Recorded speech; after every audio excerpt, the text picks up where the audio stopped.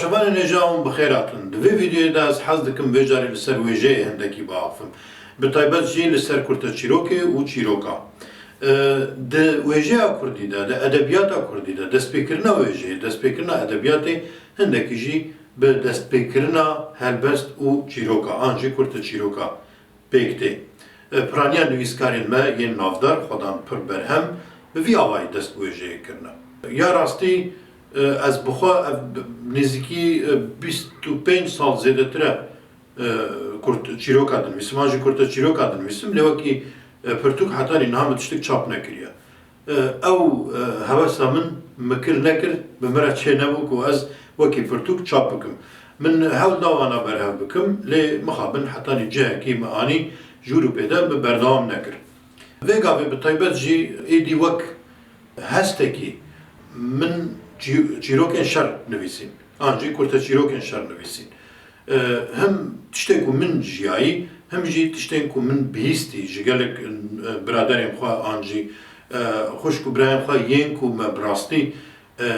qonaxên pir giran bi hevdûre derbas kirî yên ku mijwana bihîstî ew jî mikirine çîrok min nivîsîne لێوەک مگوتی حتانی ناوەک پرتوک نهاتنە چاپکردن پشتی دەستپێکردنا ڤیدیۆیا و بەتایبەت vekirina kanala YouTubeê û paşê jî êdî wek Kurtî TV berdewamkirina vê kanalê min biryar da ez kurte çîrokên xwe bi awayê vîdeo tomar bikim û ji bo we pêşkeş bikim lê divra de jî kêşenin derketine pêş min çi bûn ev kêşe tenê ziha xwendina çîrokê ji me re pir zêde baş nehat ji ber vê yekê min hindekî wêne bi awayekî wek wêneyê bi dest hatî xêçkirinê tevlî kirin û min çîroka xwe yekem ya bi navê xurbet ji bo we weşand eger hûn hez bikin an jî eger hûn mutalawe dikin hûn dikarin yekser di vê dirêjeka jorê de temaşeyî vê çîrokê bikin Niha jiyana şervantiyê, jiyana gerîlatiyê an jî jiyana pêşmergetiyê bi her awayî jiyana şervanên Kurd ya di dema serhildanên Kurdan yê beriya bi 6-7 salê an jî 100 salî an jî berî di 100 salî dema Osmaniyan de jî gelek destan, gelek çîrok, gelek kurte çîrok, gelek serpêhatiyên curbecur yên dema şer hatine gotin.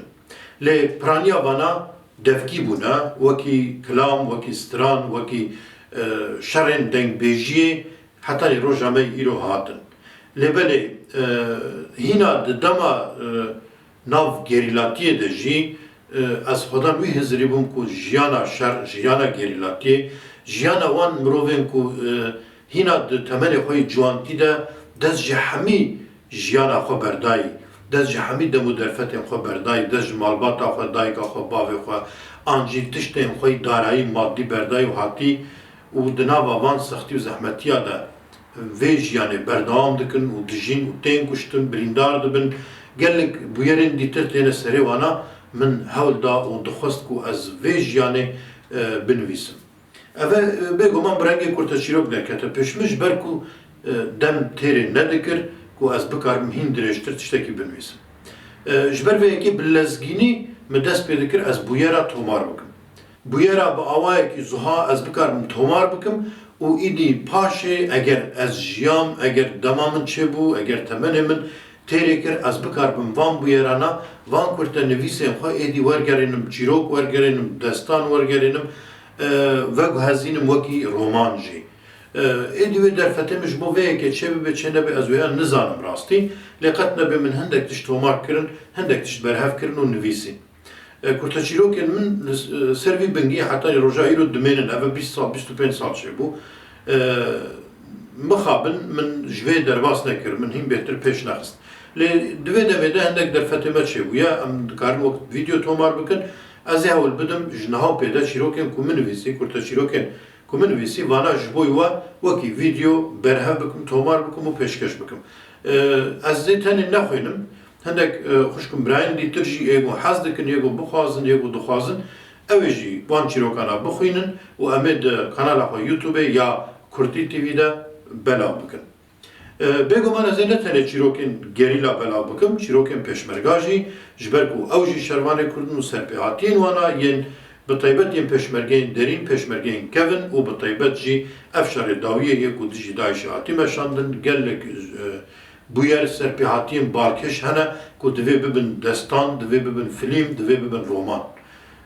از هول dedim ki van buyerana jî berhev bikim û binivîsim piştî nivîsandinê vanawa ki video ji bo we pêşkeş bikim.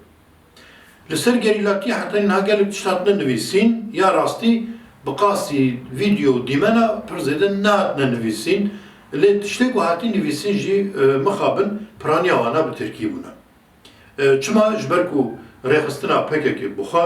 zimanê xwe rêvebiriyê bi Tirkî bû ji ber vê yekê jî edebiyat jî wêje jî bi Tirkî hatiye kirinê. Eger hindek kesa bi Kurdî hindek tişt nivîsî bin ew jî bi destpêşxeriya xwe ya kesane an ku bi însiyatîfa xwe ya kesane ev tiştana wergerandine Kurdî an jî bi Kurdî nivîsîne. Lê di roja yekem de jî dema ku min dest pê kir min got ez dê binivîsim rastî heta sala not û heftê jî min pir zêde tu agahiyekî min zanyariyekî min di derbarê nivîsandina Kurdî de tune bû min pirtûkê Kurdî xwendibûn lê pir zêde min tiştek nedinivîsî ji xwe Tirkiya min tune Tirkiyekî min wisa goz pê binivîsim jî tune lê ji sala not û heftê û pêve êdî min giraniya xwe bi her awayî da ser zimanê Kurdî û min Kurdî dest nivîsandin an jî berdewam dest nivîsandina çîrokan kir. Ji ber vê yekê jî ew jiyana gerîlaya ku Kurd bi piranî mutalawê dikin her çend hindek kes bi taybet jî divê serdemê de hindek kesê ku bi awir û nêrînên siyasî li bûyera dinêrin tenê bi awirên siyasî li bûyera dinêrin pir zêde gerîlatî û şervantî ji bo wana ne tiştekî balkêş e. Çima ne balkêş e? Ji ber ku ew na çavkaniya tunekirina civaka Kurda şervantî dibînin, gerîlatî dibînin. Hatta gelek rêveberên nava PKK bixwe jî êdî ew kesên ku di dema xwe de şer kirî dijî dewletê bi rastî nava dijî zalima ez bêjim dijî dagirkera nava têkoşînekî berxwedêrî û têkoşînekî gelekî dijwar de bûn gelek rêveberên PKK bixwe jî lanet li vana anîn hatta tê bîra min rêveberekî wiha gotibû divan 10 salê dawî de ew kesê ku şer kirî hemû çetene hemû derveyê xeta partiyê ne hemû kesên xirab in. Bi vî rengî binav kiribû ji ber ku partiyê an jî PKK piştî got siyaseta xwe guhert bêguman êdî ew kesên şerker an jî mirovên cihatî mirovên ku di dema xwe de şer kirî êdî mane di asta duyem de an jî mane li dawiyê vana bi her awayî hatine redkirin û li hember vana jî nêzîkatiyên bî rengî hatine kirinê. Tiştê ku ez dixwazim di vira de bêjim ew jiyana ku hatî jiyan kirin ew mirovên di kîjan dem û dewranê de dibe bila bibe di kîjan cî warî de dibe bila bibe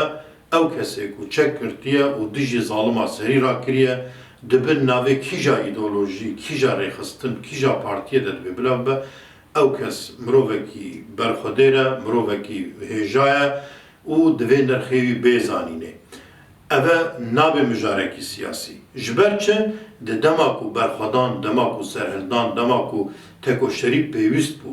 eger tu nerawî, eger te bi rastî li gorî vêna tiştek nekiribê, wê çaxê divê tu di cihê xwe de rûnê û hezar carî kumê xwe dayîne pêş xwe û bihizirê. Çima ji ber ku di vê demê de şirovekirina demên berî 20 sala, berî 30 salî gelekî tiştekî hersan e. Ji ber vê yekê divê mirov bi rastî jî her tiştekî li gorî qonaxa xwe bişirove bike. Şerê ku îro tê kirin, an jî siyaseta ku tê îro tê kirinê tu girêdanekî xwe bi beriya 30 sal 40 salî tune ji ber vê yekê jî mirov divê dema ku şirove kir an jî rexne kir vê bala xwe bide ser tiştana. Em qala cangoriya Kurda dikin, em qala qehremaniyên Kurda dikin. Qehремaniya Kurda hetanî roja îro serkeftin ji bo Kurdan naniye. Ez vê jî dilcem vêya bêjim. Ti hizrekî min wiha tune ku ez tenê pesnê qehremaniyê bidim na. Di nava vê tekoşînê de bûyerên ku hatî jiyandinê aliyê wê xirab, aliyê wê baş, aliyê balkêş çi dibe bila be. Hizra min, nêzîkatiya min ew ku ez vana raveyî we bikim bi taybet ji bo ciwanên pêşerojê da heya wa ji vê serdemê, ji vê qonaxê hebe. Tenê bi slogana, tenê bi pesindayînê, tenê bi reşkirin û lanetkirinê ve ticara kurdayeti nayê kirin, ev tenê wekî perdeyekî ku mirov xwe dibin de vedişêrin. Ev hezrê minî kesa ne ye, ez bixwe rast veya derdibirim, wekî mirovekî ku 10 sala ev xwe jiyan kirî, bûyerên ku me jiyan kirî, tiştên ku me dîtî, bana bi rengekî wêjeyî, bi rengekî hunerî em bikaribin derbibirin û bêhne ku insan ji sûdekî werbigirin, ev ji bo min şanaziyekî mezin e. Hizra min, nêrîna min ev e. Ji ber vê yekê ez hez dikim kurta çîrokên xwe bi rengê video belav bikim, min niyayek em dest pê kir bi navê xurbet, çîroka xurbet. Dema hûn guhlê bigirin, hûn ê vêna tê bigîjin, nêzîkê bawerim 20 deqeyê dewam dike. Hûn dikarin دوێ derêde dramayê bibînin, hûn dikarin duê derêde aksiyonê bibînin, hûn dikarin duê derêde bi rastî jî rewşa jinê di nava şervantiyê de, di nava gerîlatiyê de û derveyî wêna hindekî tê bigêjin û zarokekî 3 salî, zarokekî 3 salî çawa dibe gerîla û di nava gerîla de çi tê serê wê ya, em ê divê çîrokê de vêya bibînin. Dibe ku min ew hest di dema xwendinê de an jî bi video nedabê, lê navaroka çîrokê bi kurtayî wiha ye, berfirehiyên wêna hûn dikarin di çîrokê de bibîzin. Piştî wêna gelek bûyerên dîtir hene, ez vana wek çîrok ji xwe beriya 20 sala min nivîsîne, ez ê vana jî ji bo wê bixwînim. Di sala notu duyê de jineke nisêbînî ya ku lezbiyen an jî hevrigez ji ber nêzîkatiyekî ku vî rengî dihate tohmetkirinê hate kuştin, çîroka wêna ya Zeynika Zêrîn ez ê ji bo wê bixwînim û hîna gelek bûyerên bi vî rengî hene, gelek bûyerên qehremaniyê, gelek bûyerên xayintiyê, gelek bûyerên bi taybet ya rewşa jinê di nava şer de, di nava şervanan de hûndê çîrokên di van mijara de bibînin û bibîzin. Hêvîdarim ku hûn jî nêrînê xwe di vî warî de derbibirin, dibe ku ew kesên ku li Bakur an jî Kurdên me Bakur dijîn pir zêde ew nazikbûn, ew hesasiyet heye. Ez di bala xwe didimê de bi taybet jî tiştên wiha rast di derbarê şer de pir zêde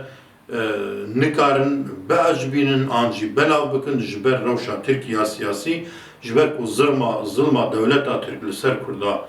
bi dijwarî, bi xurtayî hîna jî berdewam e. Têkiliya wêna ne bi PKK heye, têkiliya wê ne bi PDK heye. Ev e rasterast ahlak û rewişta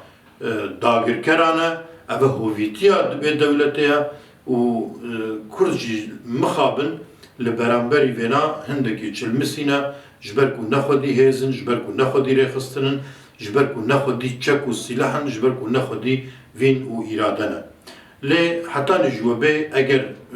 we eciband ev video, we ecibandin videoya çîrokan, hûn dikarin va videoya belav bikin, hûn dikarin ji dostê xwe re bişînin, bi rêka WhatsAppê, bi rêka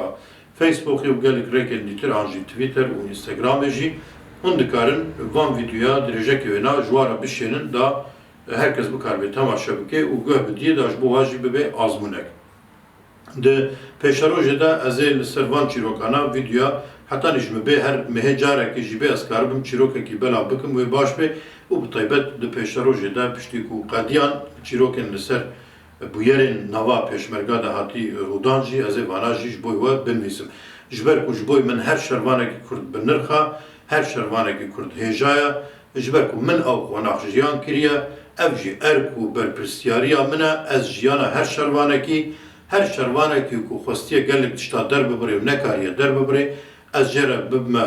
devik, ez jê re bikaribim hestên wîna tiştê ku xwestiye derbibire ji bo we pêşkeş bikim û derbibirim. Hizra min ev e. Wekî dîtir projeyên me dîtir hîna berdewamin, em arşîva xwe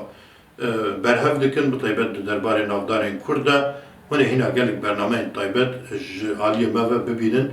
Kurtî TV'ye bişopînin û belav bikin da piştgiriya we ji bo vê kanalê çê bibe, em bikaribin bernameyên baştir û zengîntir ji bo we amade bikin û pêşkeş bikin. Bimînin dixêr û xweşiyê de. Dem baş.